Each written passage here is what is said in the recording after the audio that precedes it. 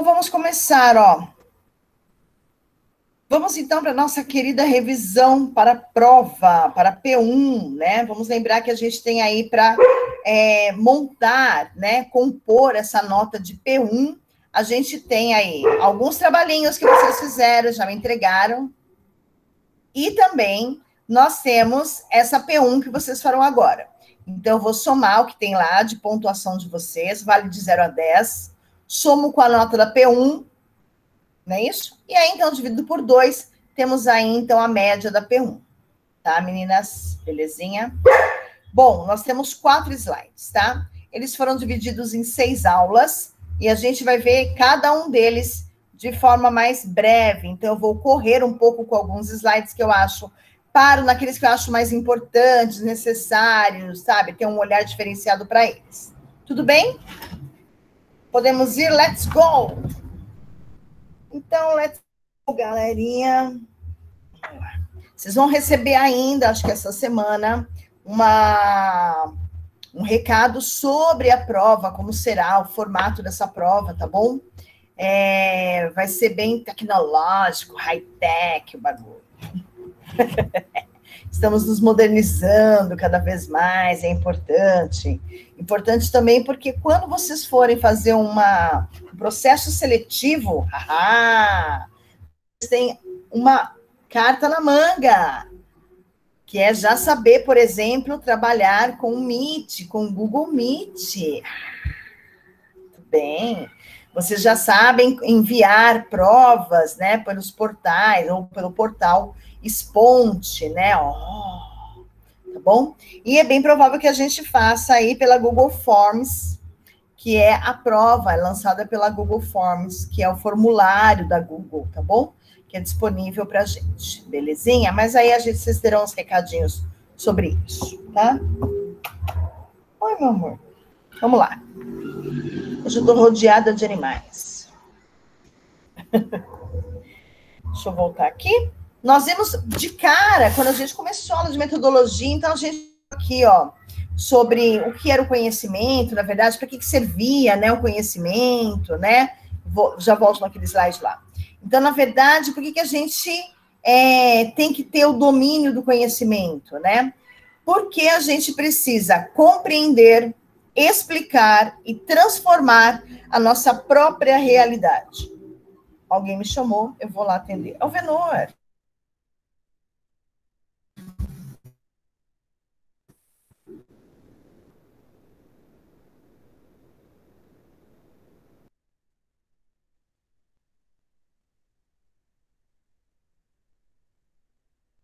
Do conhecimento, né?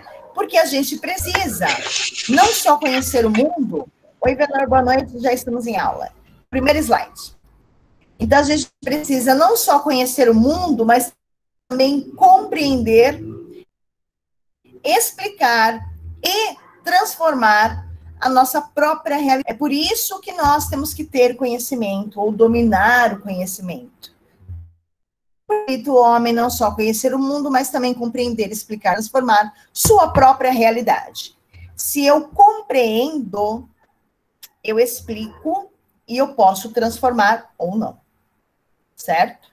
Tudo bem? Tudo bem aqui, amores? Bora seguir o fluxo. Epistemologia é uma reflexão sobre a natureza, o conhecimento e suas relações entre o sujeito e o objeto.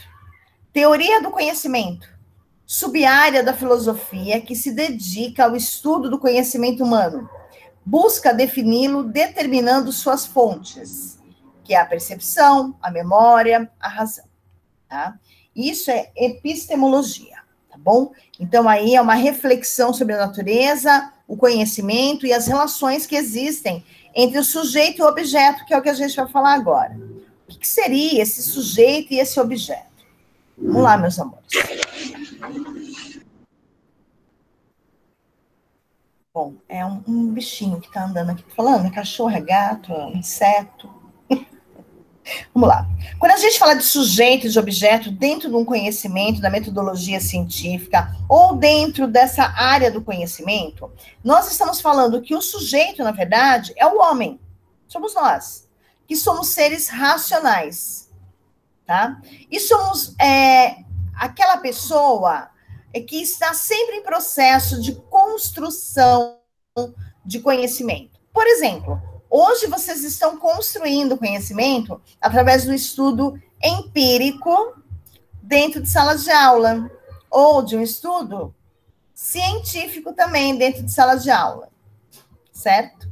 Então, o sujeito, na verdade, é o homem, é o ser racional, é esse homem que está em processo de construção de conhecimento, né? E o objeto é a realidade a qual a gente vive, tá bom? Se eu sou sujeito, né?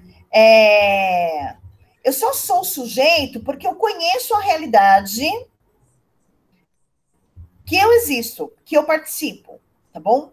O homem, ele só é sujeito quando ele está conhecendo o objeto, que o objeto é a realidade. E a realidade, que é o objeto, ele só se torna objeto quando é conhecida pelo sujeito. O sujeito tem que praticar ação.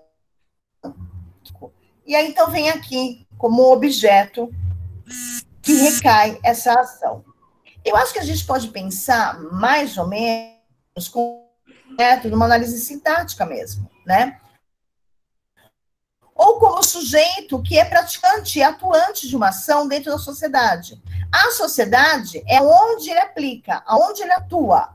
Onde ele atua? No objeto, que é a sociedade, que é a realidade, que é o sujeito. Ele só é sujeito quando ele faz parte dessa sociedade, dessa realidade. Ele atua aqui. Se ele não atua aqui, ele não é sujeito atuante de ação.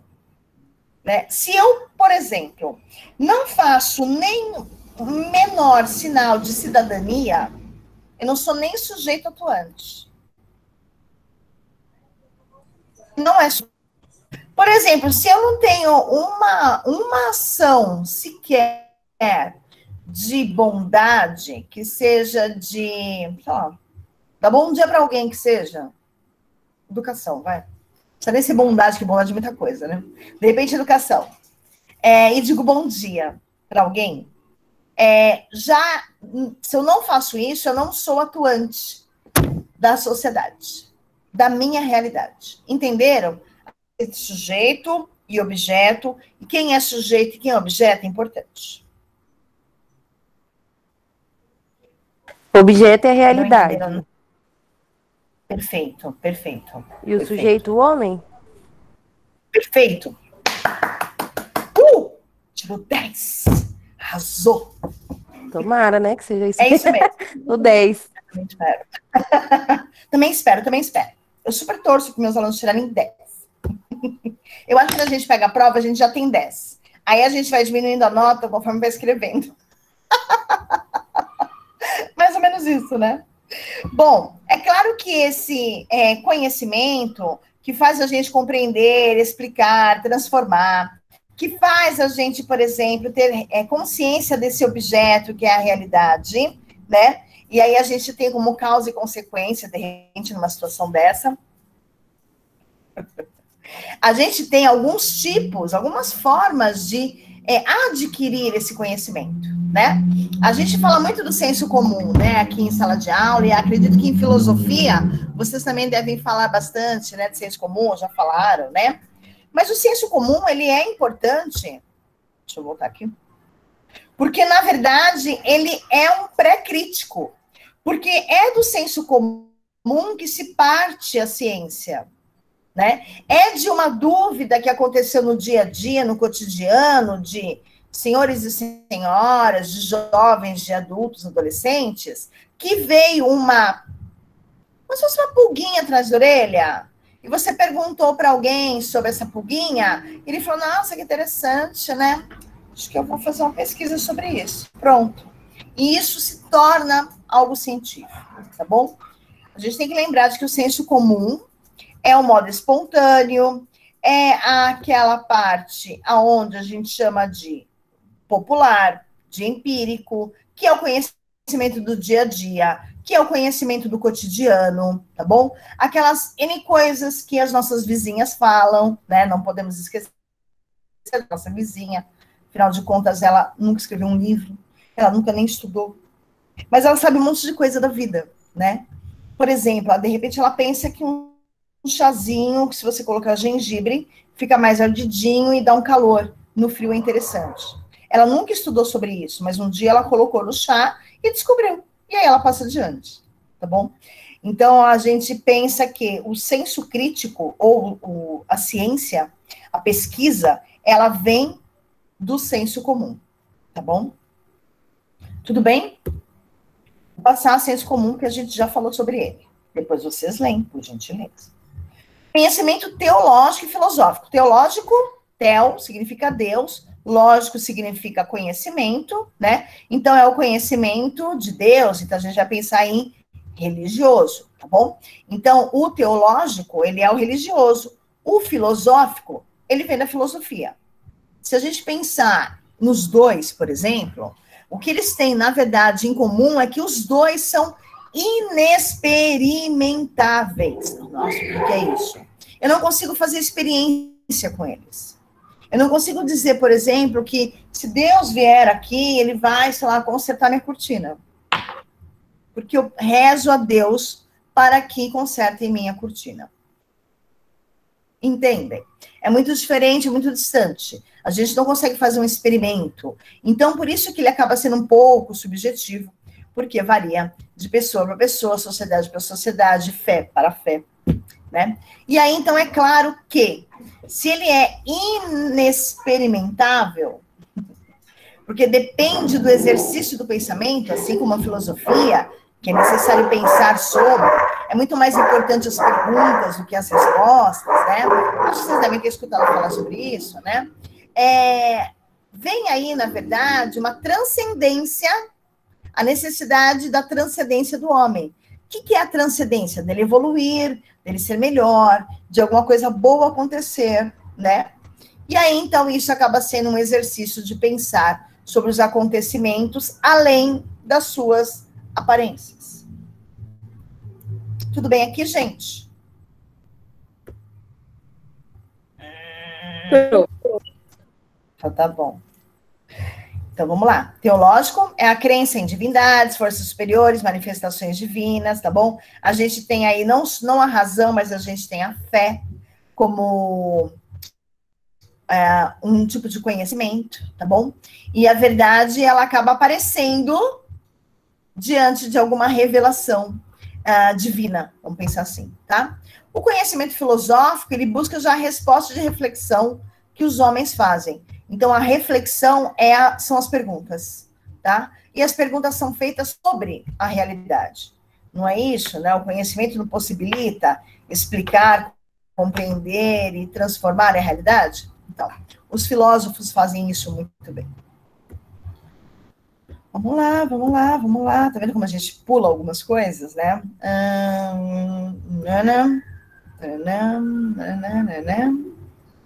Aqui a gente vai para o conhecimento científico, na verdade, é o conhecimento que a gente utiliza a razão, né? Aonde a gente busca compreender a realidade de maneira racional. Racional não é colocar emoção, tá bom? Isso não é racional, isso é irracional, quando a gente coloca emoção, tá? O conhecimento científico, na verdade, é a descoberta aí das relações universais do mundo e necessárias entre os fenômenos que permite prever acontecimentos e, consequentemente, agir sobre a natureza. Bom, conhecimento científico. Ai, gente, hoje é dia de lixeiro. O conhecimento científico, gente, ele, na verdade, ele investiga a causa do porquê aquilo aconteceu, do porquê aquilo é assim, tá bom? Então, ele consegue, na verdade, analisar, explicar, desdobrar, justificar, induzir, ou então aplicar leis, tá bom? E aí, então, a gente consegue, através da ciência, até prever o que vai acontecer porque nós fizemos algum experimento, tá bom?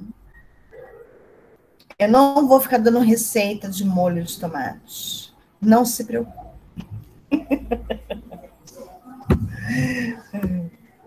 Vamos lá. E eu não enchi minha garrafinha, tô morrendo de cima. Deixa eu ver se tem água aqui.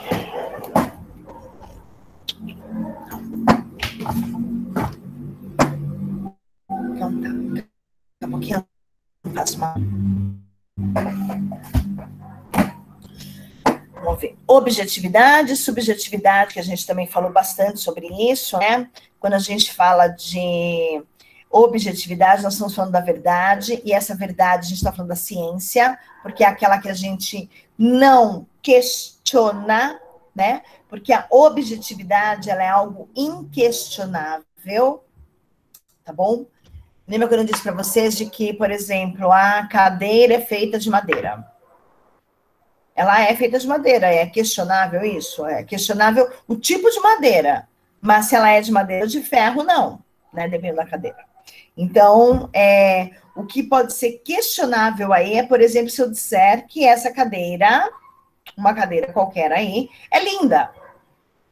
Aos meus olhos, sim, mas aos seus, não. Por quê? Porque a subjetividade, ela é questionável, porque a subjetividade, ela é individualista. Ela é individual. É o tal do achismo, tá bem? Ah, eu acho. Se você acha, então você na hora já tem que fazer o link. É subjetivo, tá bom? Quando a gente traz adjetivos à frase, então a gente está usando a subjetividade, tá bom? Tudo bem aqui, amores? Tá tranquilo? Sim, prof. Beleza.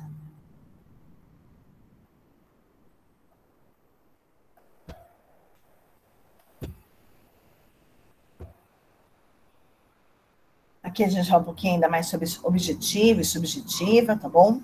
As verdades científicas, que são aquelas que são, na verdade, inquestionáveis, né?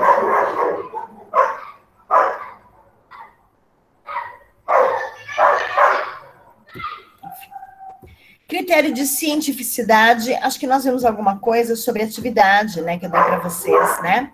Quando que algo se torna científico, né? Quando a gente utiliza os métodos científicos. Ai, gente, que coisa aqui. Eu fico ouvindo latido de cachorro da gente da aula. Na verdade, quando a gente coloca a ciência, esse tema, né, dentro de alguns segmentos da nossa realidade, né, a gente consegue, então, dizer de que ela é ciência ou não, né? Quando a gente levanta alguns fatos ou produz ideias aí, e a gente traz procedimento técnico para ela, a gente consegue dizer de que aquilo se tornou científico, tá? E aí, é claro que a gente vai acabar falando sobre uma coisa chamada método, né? E o que é um método? Um método, eu vou até mudar aqui de slide, deixa eu ver. Aqui. O método, acho que é no outro. É no outro slide.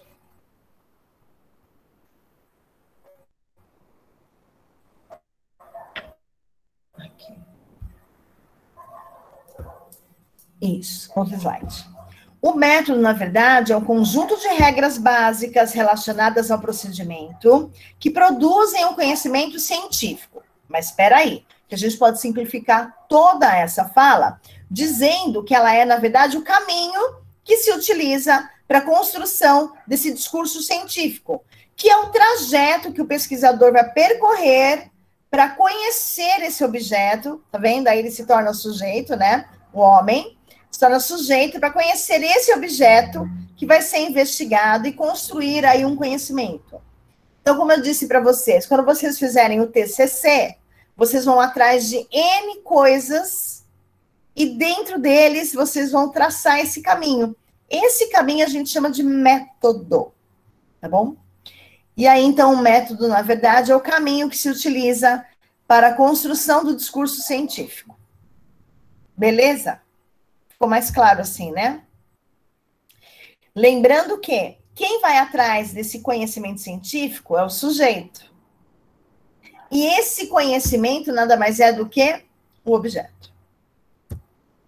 Ah, ficou claro ou não?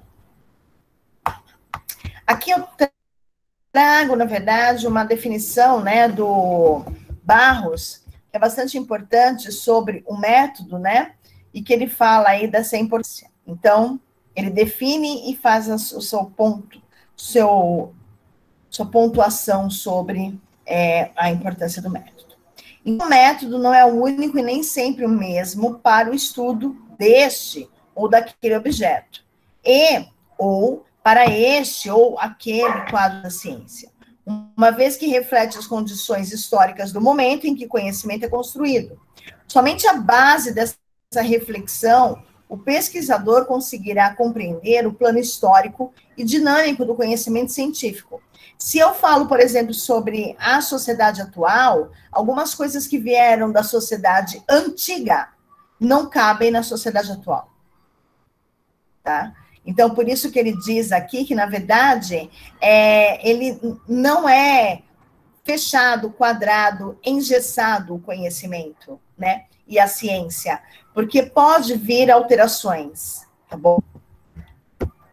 E uma delas, na verdade, é sim o fator histórico, não tem como negar, né? Se pensarmos, por exemplo, nessa pandemia que estamos e na pandemia que houve da gripe espanhola há 100 anos atrás, em relação ao maquinário, a forma como proceder, era muito diferente. Apesar de que todos usavam máscara, todos tinham que fazer asepsia, lavagem de mãos constantes, né? Mas álcool em gel não tinha, por exemplo. Tinha álcool apenas líquido, né? E não tinha, por exemplo, aquele respirador que a gente viu aqui, né? Então, tudo isso faz parte da mudança da história, tá? Bom, se método significa caminho para chegar a um fim ou pelo qual se atinja um objetivo, né? Então a gente tem dentro, né, desse método, a gente tem algumas coisas bastante importantes, que é, por exemplo, a hipótese. Tá bom? A hipótese é o caminho que se deve levar à formulação de uma teoria. Da hipótese, eu levo a uma teoria. Tá bom? Lembra que eu falei do senso comum? O senso comum, então, faz alguns questionamentos, algumas dúvidas, alguns problemas e algumas hipóteses. E aí, então, a gente vai tentar solucionar, certo? Então, a hipótese, ela é uma tentativa de responder a esse problema que a gente encontrou em alguma situação. Tudo bem?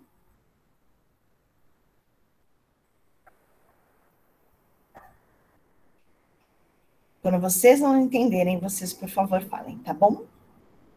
Tá tudo bem por enquanto, gente? Tudo bem, Pro? Tá sim, Pro. Gente, eu preciso de água. Eu vou só pausar aqui para pegar um copinho com água, tá bom? Eu já venho muito rápido. Peraí.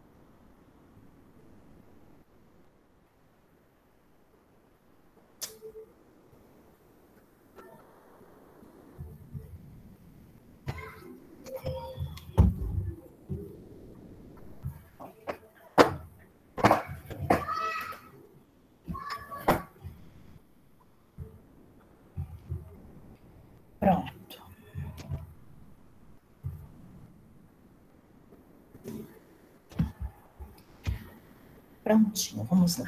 Agora já estou. Sacei um pouco a minha sede. Vamos lá. Então, se eu tenho uma dúvida, eu tenho um problema. Nesse problema, eu tenho hipótese, não necessariamente uma, eu posso ter duas, três. E aí, então, eu vou encontrar a tentativa de solução, tá bom? Essa tentativa de solução, na verdade, a hipótese, ela é a resposta, a tentativa da resposta a esse problema, tá bom? Tudo bem, né, gente? A gente falou bastante sobre isso, né, nas aulas passadas, né? Vamos lá. O método científico, ele é composto por algumas fases. Quais são elas? Então, vamos lá. Se a professora perguntar quais são os métodos científicos compostos, as fases dos métodos científicos. Observação de um fato, formulação de um problema, proposta de uma hipótese e realização de uma pesquisa para testar a validade da hipótese. Tá? Tudo bem? Essas são as fases, né, do método científico. Então, vamos lá. Aí a gente falou sobre o método indutivo, lembra que a gente viu o videozinho, né, enfim, né? Então, quando a gente fala do método indutivo, é aquele que a pessoa A, né? Então, é aquele que, na verdade, eu tenho um fato e acho que para todo mundo vale a mesma coisa, né? Então, se João é mortal, Paulo é mortal, Manuel é mortal. Ora, João, Paulo e Manuel são homens, logo, todos os homens são mortais. Não só João, Paulo e Manuel, mas todos eles, tá bom? Então, eu venho de algo pequeno para o grande, né? Que é diferente do dedutivo, tá bom? Então, essas conclusões indutivas, na verdade, elas não têm aí como premissa, como prioridade, como primeira coisa, uma verdade, tá bom? A gente pode levar uma falsa conclusão. E isso é bastante importante, tá bom? Esse método indutivo, saber de que existe essa falsa conclusão, tá? O método dedutivo, aí já é o contrário, né? É aquele que eu tenho a observação de um princípio geral e chegamos, então, a conclusões pequenas, particulares, tá bom? Ele é mais fácil ser indiscutível, né? Ele é mais fácil estar próximo aí da objetividade, né? Da razão, da ciência, do que o indutivo, tá? Então, o método dedutivo a gente tem assim, por exemplo, todo mamífero, aqui, generalizado, mamífero é vertebrado. Todo homem é mamífero. Então, dentro da classificação mamífero, a gente tem os grandes animais, os pequenos animais, os homens, né? E aí, então, os homens, eles são mamíferos.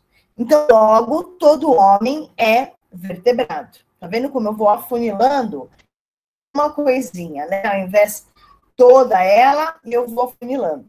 Fica mais fácil de entender e também é menos arriscado esse método de pesquisa aí, para chegar a um resultado, tá bom? O método dialético, na verdade, é aquele que a gente contesta uma realidade, tá? Então, eu tenho que trazer, na verdade, contradições, tá? Porque assim eu tenho a tese, a antítese, lembra? E aí, então, a gente tem a síntese. Lembra disso, gente? Já esqueci. Sim.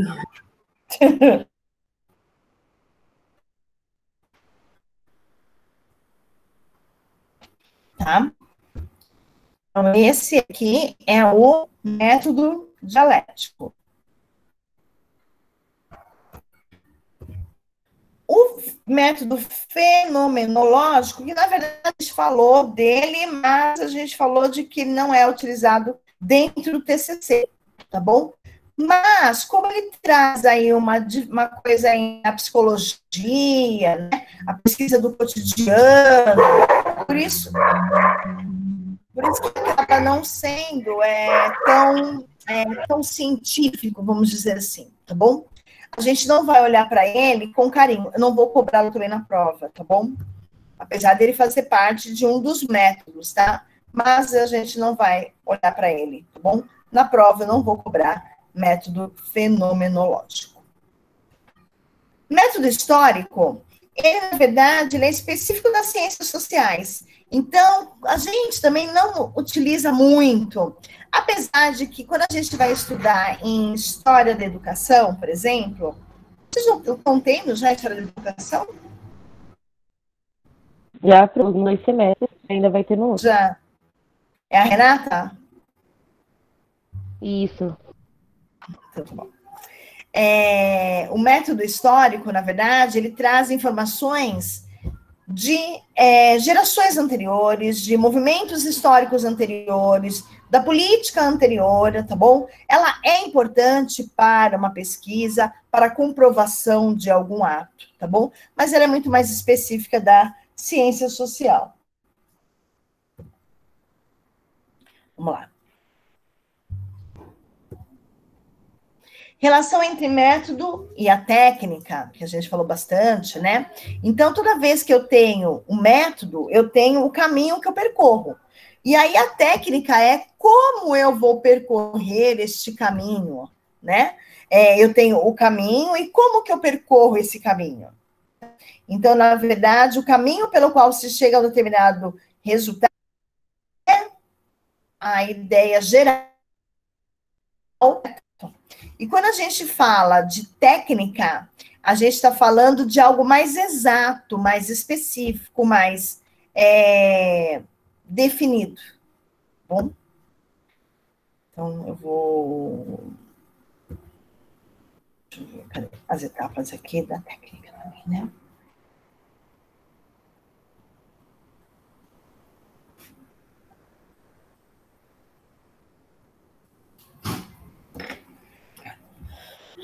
Vamos lá. Estou muito rápida? De repente eu estou.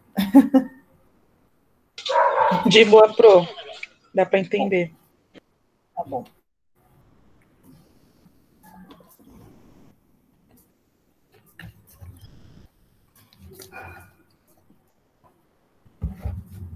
Então, quando a gente faz uma pesquisa científica, na verdade, o processo que existe, as etapas que existem para esse processo de pesquisa científica, ele precisa de uma sequência, tá bom? E essa sequência ela é bastante importante, a gente falou bastante dela, mas vamos voltar a falar, claro, a revisão. Então, a gente vai ter a primeira, que é a observação, certo? Deixei para ela. Então, na verdade, é para você visualizar um fato ou um fenômeno, tá bom? Só que essa observação, como eu também disse, ela não é feita apenas uma única vez.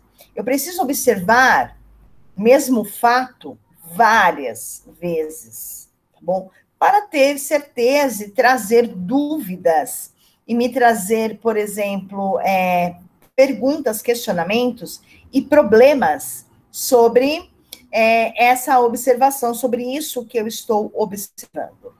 Porque se eu ficar apenas observando, sabe quando a gente está no ônibus e faz um trajeto longo, a gente senta na janela e fica olhando pela janela, e a gente, na verdade, nem está observando direito, a gente está olhando, mas não está vendo direito, né?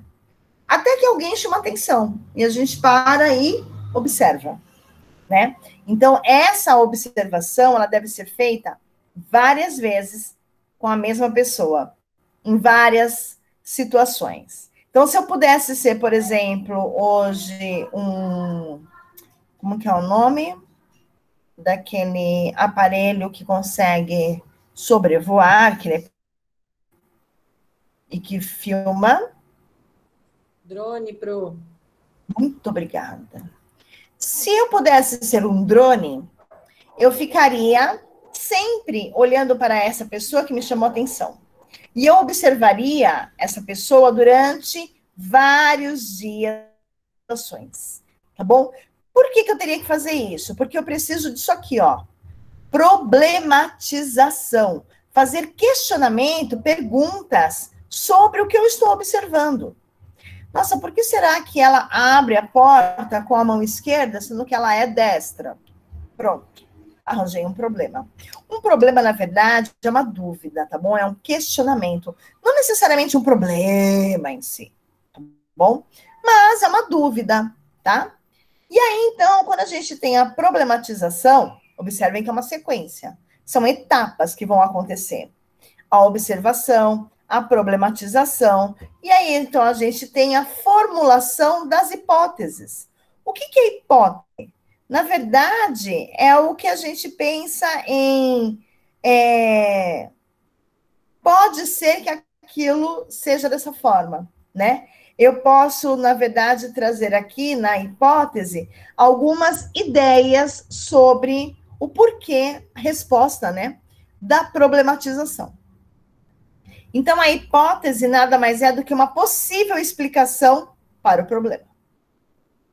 Tá bom? É uma hipótese. Bom, tudo bem? É tão ruim dar aula para o silêncio. A gente reclama dos alunos. Fazem barulho. Consigo falar e anotar ao mesmo tempo. Imagino. Não, e vocês também fecham o microfone, aí vocês vão falar, é automático. Já falaram, o microfone está fechado e vocês nem se ligaram também, né? Ai, me perdoe. Acontece. Não, beleza. Tranquilo. É só porque às vezes fica muito de silêncio, aí eu fico preocupada se vocês estão ou não em sala de aula, né? Por isso. Estamos fazendo colocações, Pro. Ah, entendo. Não, tranquilo. Alguém está entrando. É a Ruth.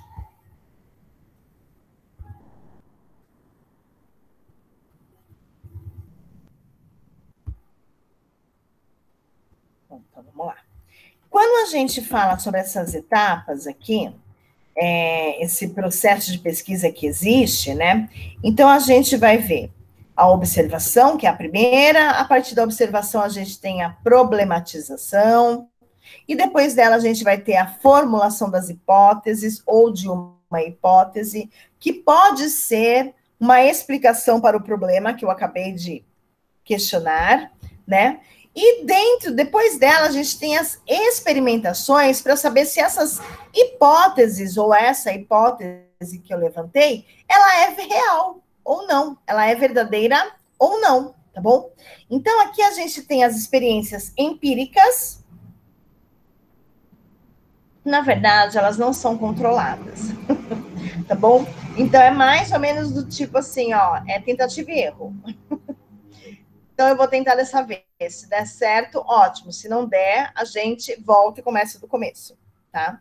Então, na verdade, ela é muito casual. Então, por isso que ela é empírica, né? Porque ela vem do senso comum, tá? Agora, quando a gente fala de experiência controlada, aí então a gente vai ter aí dois grupos, que é o variável e invariável, tá bom? O experimental e o grupo teste, que também nós falamos sobre isso, trouxemos aí o exemplo da Covid, da vacina, e a Renata também trouxe, né, o mesmo exemplo, né? Então, a gente tem o experimental e o grupo teste, tá? Tudo bem? Ok. E a teoria? Quando a gente tem o problema e surgem hipóteses, e a gente faz experimentos sobre essa hipótese, se ela é ou não comprovada cientificamente, e ela se confirma, então a gente tem aí a hipótese confirmada, a gente tem a teoria, tá? Então, toda vez que eu tiver uma teoria, e essa teoria for confirmada, essa hipótese, desculpa, for confirmada, eu tenho, então, a teoria. Tá bom? Ai, nossa, quer dizer, então, que toda vez que, sei lá, o céu está cheio de estrelas, é sinal de que no dia seguinte vai fazer sol. Então, você acorda, você observa todas as noites, se tem estrela ou não, se o céu está limpo ou não, e observa o amanhecer. E aí, então, se a sua teoria estiver certa, sua hipótese estiver certa, você tem uma teoria que é verdadeira. Toda vez que estiver muito estrelado o céu. No dia seguinte, o céu também tá limpo e vai ser sol. Bom. A técnica aqui, na verdade, é o modo como a gente vai caminhar, como eu disse há algum tempinho atrás, né? Então, assim, a gente precisa saber de que modo que a gente vai caminhar para chegar nesse conhecimento, de que forma que a gente vai executar, né? Esse caminho aí, tá bom? Então, eu preciso de detalhes, tá? Eu preciso de métodos, de descrições do que eu vou fazer, para, então, ter uma técnica, tá? Deixa eu ver o que temos aqui. Você pode repetir o que você acabou de falar? Claro que sim. Então, vamos lá. Tá. O método é o caminho para chegar ao conhecimento. E a técnica é o modo que a gente vai caminhar. Esse modo que a gente vai caminhar, ele deve ser descrito por pequenos detalhes. Cada detalhe é importante na descrição aí desse modo que a gente vai caminhar, tá bom? Esse modo como a gente vai caminhar, com esses detalhes, é a técnica. Por exemplo, eu dou aula aqui, o meu método, vamos lá. O meu objetivo qual que é? Que vocês entendam a aula, tá bom? Mas, para eu chegar até vocês entenderem a aula, o que eu vou fazer para chegar até aí? Então, eu vou trazer slides, eu vou explicar. Eu vou ler e explicar. Tá, tudo bem. Então, você vai dar uma aula expositiva. Beleza, porque eu vou expor o meu conhecimento para vocês, tá? Eu poderia não dar uma aula expositiva, eu poderia dar uma aula mais específica, por exemplo, eu poderia trazer um palestrante, ao invés de eu mesma expor as minhas ideias. E aí, então, eu trago essa aula expositiva e eu uso o quê para expor o meu conhecimento? Eu uso slide. É a técnica. Maravilha, entendi. Tá?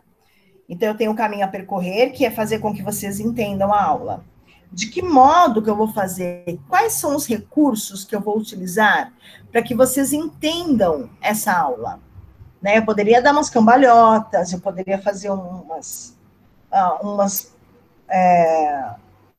pesquisas aqui científicas junto com vocês na internet, poderia fazer com que vocês trouxessem a pesquisa científica, poderia sim, poderia ser uma aula invertida, é uma Seria técnica. uma aula prática, Pro, é isso? Oi? Seria na prática, né, assim. Bom, mas é uma técnica, né? O lixeiro está passando. Entendi, Pro. Que bom, que ótimo. A Vanessa. Ela falou que ia chegar um pouquinho mais tarde, não tem problema. Então, vamos lá. Tudo bem aqui? Então, meus amores, método, então, o caminho, e técnica, a forma, o modo como a gente vai caminhar, tá? Deixa eu ver aqui mais. O senso comum e a ciência, a gente já viu isso, eu vou falar novamente. Então, o senso comum, na verdade, é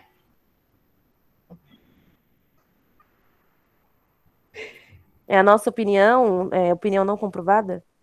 Exato, exatamente. O senso comum é a ideia, a opinião, né, a visão, o modo de ver, de enxergar o mundo, né, não de maneira racional, tá bom? Porque no meio da razão tem a emoção, né?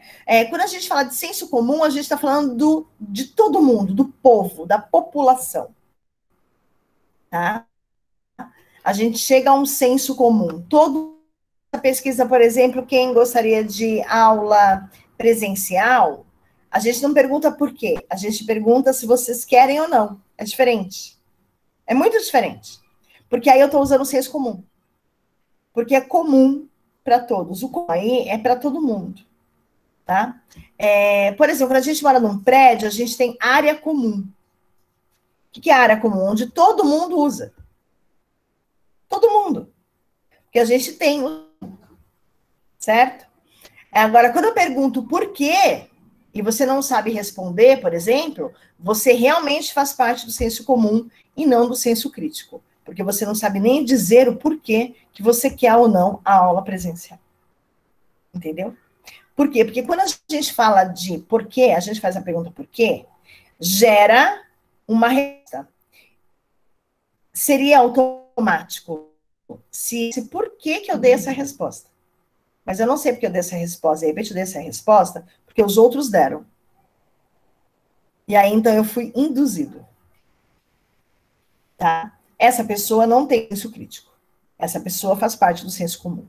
A gente só adquire o senso crítico quando a gente para pensar sobre alguma coisa.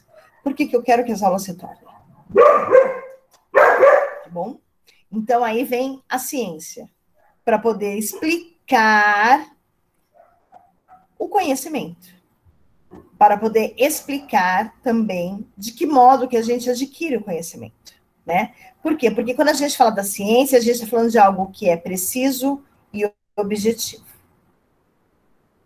Na verdade, ela não é certa e definitiva, como a gente falou, porque ela pode mudar com os anos e ela pode mudar também com o processo de investigação. Que a gente também usou o exemplo em sala de aula, nesse ambiente virtual, sobre a pesquisa que é feita da vacina da Covid, né? Ou mesmo da hidroxicloroquina, que ela foi aceita, depois ela não foi mais aceita, né? Tá vendo como a ciência muda? Por quê? Porque ninguém é rígido, só a madeira que é. O ferro, o aço, né? E se você parar para pensar, madeira, ferro e aço não são pessoas. São objetos, certo? Então, e mesmo assim, a gente consegue talhar de alguma forma, né? Consegue modificá-la. Mas, então, a gente precisa, na verdade, para o atuante, ser o sujeito de ação, ser o sujeito pensante, sair desse senso comum e ir para o senso crítico. De modo que a gente faz isso? Fazendo, estudando filosofia, teologia, estudando metodologia, assim. Tudo isso faz parte de pensar sobre. Né? Não sei se vocês têm o hábito de leitura, não, acho que o hábito de leitura é mais difícil, mas o hábito em assistir a TV Cultura. E existem alguns programas incríveis na TV Cultura, como o Café Filosófico, que passa já foi ontem, não, anteontem, terça-feira. Nós temos também às sextas-feiras, à meia-noite. O Terra 2 é outro tipo de programa também bastante interessante para pensar sobre.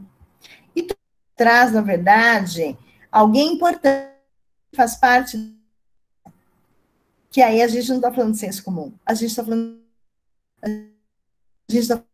falando da ciência, tá bom? Que eu acho que ainda é importante a gente ouvir para, de repente, entender alguma coisa. Pode ser que a gente não entenda tudo. Eu também, às vezes, não entendo. Mas a gente agrega algumas coisas que são importantes. Bom, essa semana falaram sobre Pandora, que é uma deusa, né? E é muito interessante ouvir a história sobre Pandora. Espero que vocês tenham a curiosidade em escutar ou assistir aí o Café Filosófico dessa semana. Vamos lá. Referências. Vocês estão vendo esse cara aqui embaixo, gente? Todo slide que eu trouxer vai ter esse carinha aqui. Não é para comprar esse livro. Mas se caso você falar assim, gente, eu adorei metodologia científica, eu acho que é bárbaro, acho que é um show de bola, acho que isso é vida, enfim. Se você achar isso e quiser, por exemplo, Ruth, você que gosta tanto do livro que você diz, né? E quiser comprar algum livro,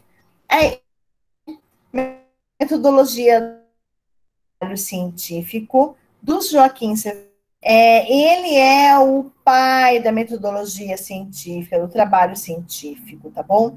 Então, ele traz aí muita coisa interessante, normas, de tudo ver durante esse ano. Por isso que o nome dele vai aparecer em todas as referências. Tá bom? Consegui o PDF dele, gente. Acredita? Esse cara não está disponível no domínio público. Enfim, passos do ofício. Vamos a métodos e técnica. Não, acho que a gente já viu método e técnica, né? Sim. Sim. Aqui, ó. Isso mesmo. Olha, um slide a menos. Não. Nossa, que maravilha, hein, gente? Olha o que vocês vão estudar. Esse slide e esse slide. Ah, gente, tá suave demais. E aqui a gente nem viu tudo, né? Os tipos de trabalhos científicos, eu acho que a gente viu, na verdade. A gente falou do tema, da fonte primária, as fontes bibliográficas e secundárias, né? Isso, leitura, análise e documentação, a construção lógica do trabalho, a redação, já nem lembro se a gente viu ou não.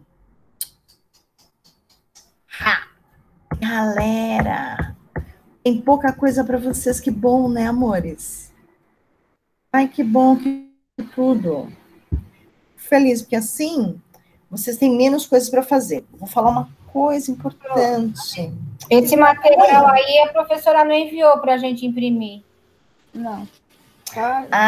Não. Só expliquei, né? Não devo ter enviado, porque eu achei que a prova era na outra semana, e que hoje, que foi uma aula depois dessa, eu explicaria sobre, e aí então eu fecharia esse slide e mandaria para vocês. Mas eu vou encaminhar para vocês até onde a gente vai, tá bom? A gente nem viu, na verdade, os tipos de trabalhos científicos, porque quando a gente falou de trabalho científico, a gente falou sobre o planejamento, a preparação para fazer o trabalho científico. Então, a gente viu pouca coisa sobre, em si, sobre esse trabalho científico, tá bom? Então, deixa eu ver aqui, vamos lá. A gente viu aqui algumas etapas para essa elaboração de trabalhos, é diferente daquela etapa que a gente viu agora há pouco, tá? De metodologia científica. Esse daqui é uma etapa, por exemplo, vou montar o trabalho. Como que eu vou ordenar? Pronto, é isso aqui. São essas etapas, tá bom? De como elaborar qualquer tipo de trabalho. Preciso fazer um trabalho de história. Pronto. Sigo essas etapas aqui. Tá bom? Então, qual é a primeira etapa? Na verdade, definir um tema. Mas aqui a gente já estava pensando em TCC, lembra? Que eu até trouxe os 50 temas para vocês, que a gente falou sobre cada um deles, né? Então, a gente fala sobre a determinação e delimitação do tema, que é importante determinar sobre o que você vai falar e até onde desse tema que você vai falar. Por exemplo, se eu digo para vocês, gente, eu vou falar sobre violência. Aí você para e pensa, violência? Mas qual tipo de falar? Aí pensem em vocês, quantos tipos de violência vem à cabeça de vocês?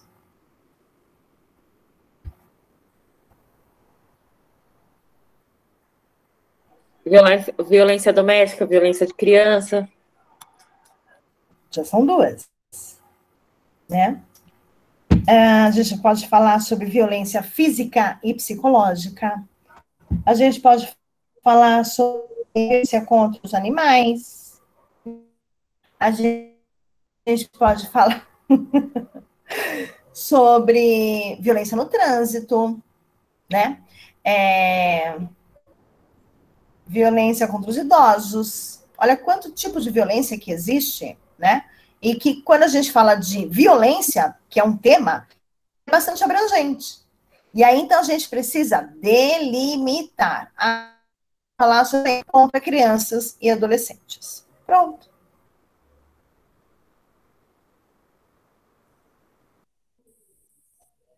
Tipos de violência, que eu também vou ter que determinar e delimitar dentro do meu trabalho, tá bom? Mas é só para vocês saberem a diferença entre determinar e delimitar. Delimitar é dar ao meu tema. O professor, eu coloquei aqui, determinar escolher o assunto e delimitar por limite.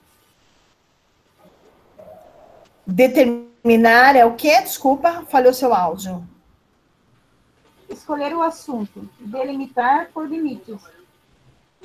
Isso mesmo, por limite, dar limites, né? Certinho, tá bom?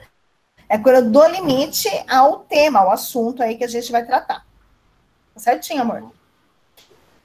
Deixa eu falar uma outra coisa para vocês que é muito importante. Que é sobre a forma que vocês têm de estudar. Eu observo que muitas alunas acabam utilizando as mesmas palavras que eu uso. Quando eu vou ler o texto, parece que sou eu falando. E não sou eu. É você ou vocês. Então, tomem cuidado quando vocês forem transcrever qualquer coisa que eu diga. Tentem entender o que eu estou falando e colocar com as suas próprias palavras. Professora, mas eu não tenho um vocabulário para um sinônimo. Puxa, eu também não tenho. Sabe o que eu faço? Dicionário. Ele me ajuda muito. O dicionário físico, o dicionário da internet, tá bom?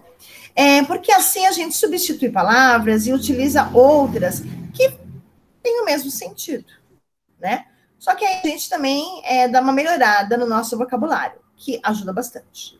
É muito chato você pegar uma prova de um aluno que tem ali as suas palavras, como se fosse válida só as minhas palavras, e não é assim. Porque vocês têm como pensar, óbvio, vocês têm cérebro, tem um falou aqui. Então, vocês precisam começar a usar as palavras de vocês. O que não pode é trocar a palavra por outra que não tem o mesmo sentido. Aí você já mudou a frase, tá bom? Olha que interessante. Qual é a diferença de sentido dessas duas frases? Vou à praia. Eu vou até escrever aqui. Por um novo aqui. Vou escrever aqui para vocês. Vou. Praia. E a diferença entre vou na praia.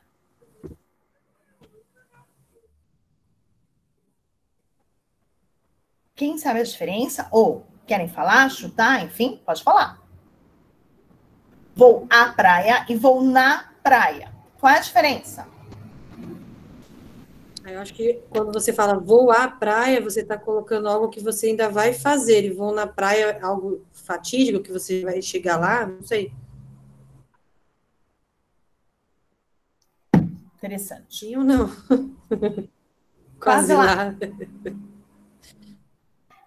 Quase lá. Você quase chegou à praia.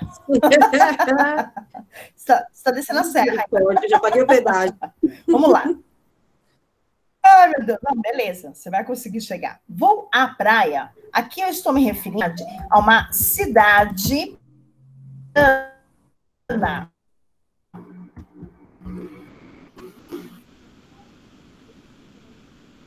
Eu vou me jogar no mar. Entenderam a diferença? Quando eu vou à praia, Paulo, eu não estou numa cidade. Aqui tem praia? Não, infelizmente. Não tem.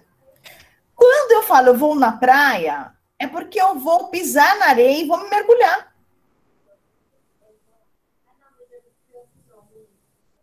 Mas para eu chegar na areia, eu preciso estar numa cidade praiana. Então, eu primeiro digo, quando eu estou aqui em São Paulo, e digo, o que você vai fazer nesse fim de semana? Eu vou à praia. Ah, te peguei. Tá bom? Sim, Pro. Entenderam a diferença? Então, tá bom. Beleza, belezinha. Então, vamos lá. Determinar o tema e delimitar o tema, certo? Importante, né? Então, vamos lá. Levantamento bibliográfico de fontes primárias. Então, a gente vai ver da onde que a gente vai tirar, quais lugares que a gente vai pesquisar sobre esse tema aí. Vou pensar, então, em violência, tá bom?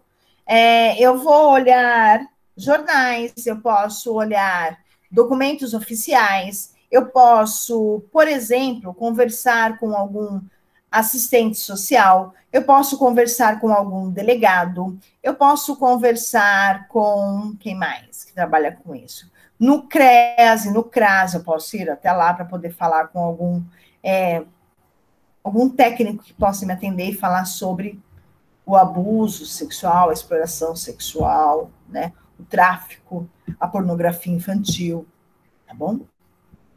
Beleza? Quando a gente fala de fonte bibliográfica ou secundária, aí a gente está trazendo os livros, tá bom? Porque são eles que a gente... Lembra da peneira?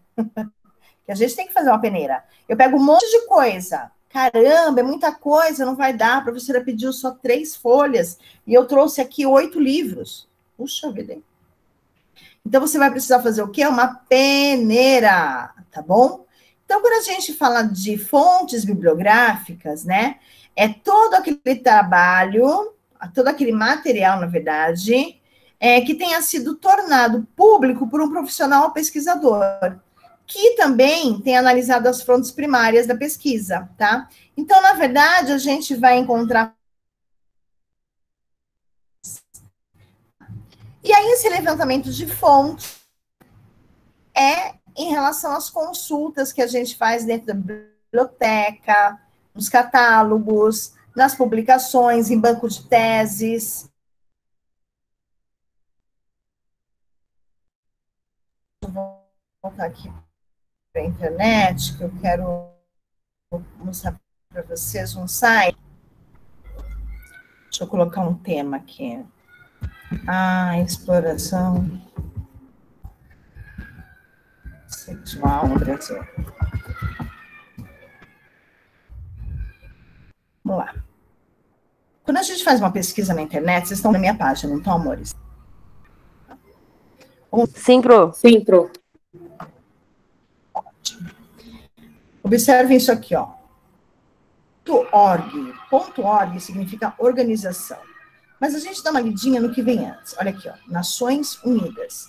É uma grande organização que existe, ela é internacional e ela faz parte de uma coisa chamada ONU. Olha que coisa interessante. Eu posso pegar informações sobre posse e devo. Chega de trabalho infantil.org.br também é uma ONG, tá bom? Quando a gente fala de notícia, conectas.org, eu não sei até onde que é importante, porque eu não conheço, eu nunca ouvi falar. O UOL, ele vai falar Brasil Escola UOL. Deve ser bastante básico, tudo depende do que eu estou procurando, tá bom? Mas eu quero chegar num outro, ó. Governo Federal, é o ministério que divulga aqui os dados de violência, tá?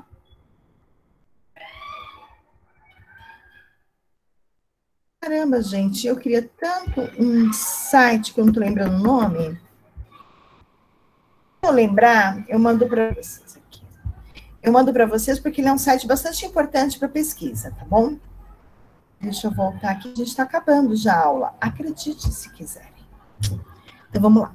Esse levantamento de fonte, então, é diante dessas consultas que a gente faz na internet também, nas revistas, nos bancos de teses e dissertações, tá bom?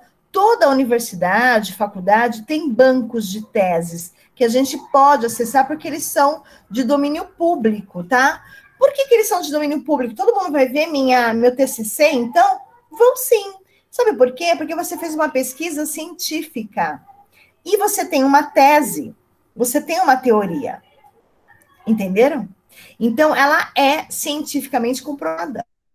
Oh, que bonito!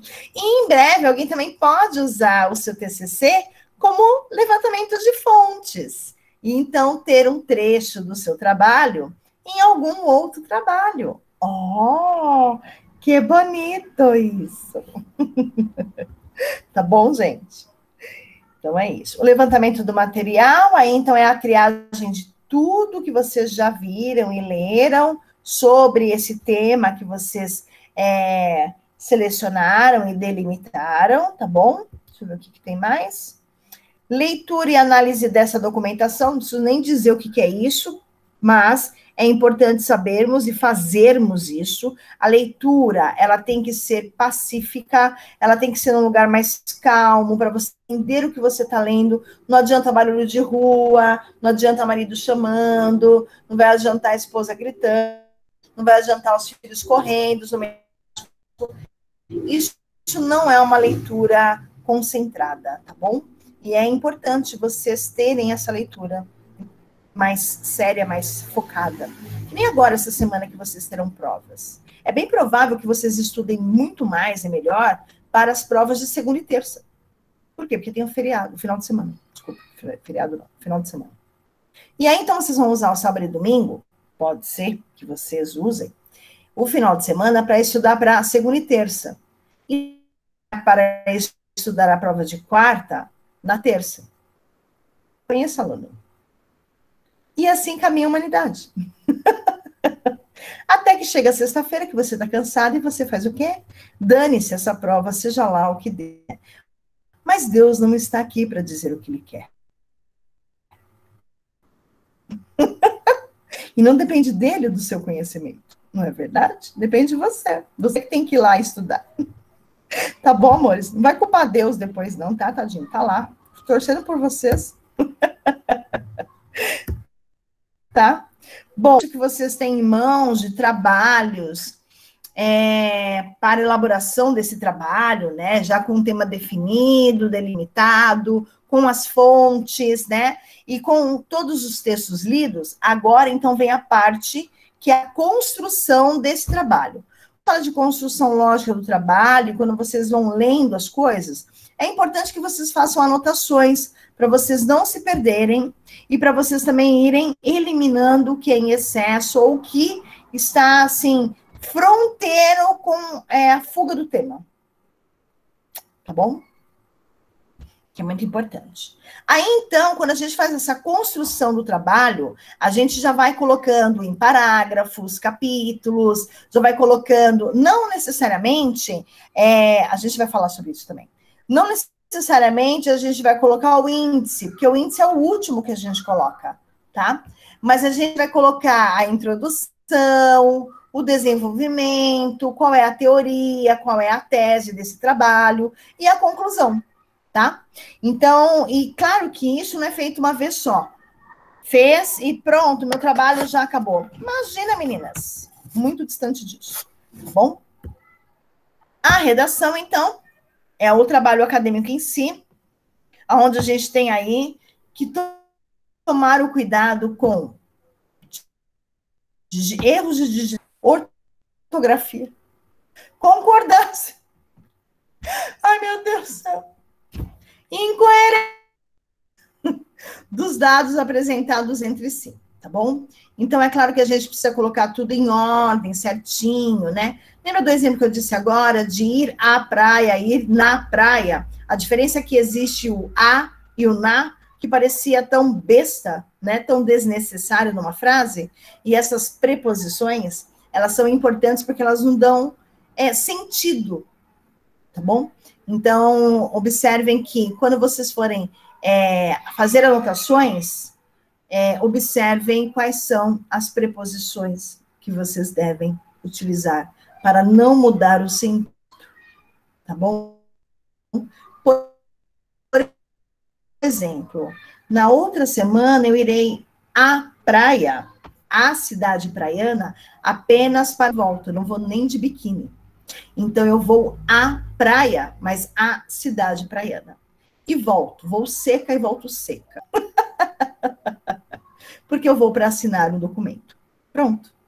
Agora, se eu digo para vocês que eu vou na praia, aí então eu estou de biquíni.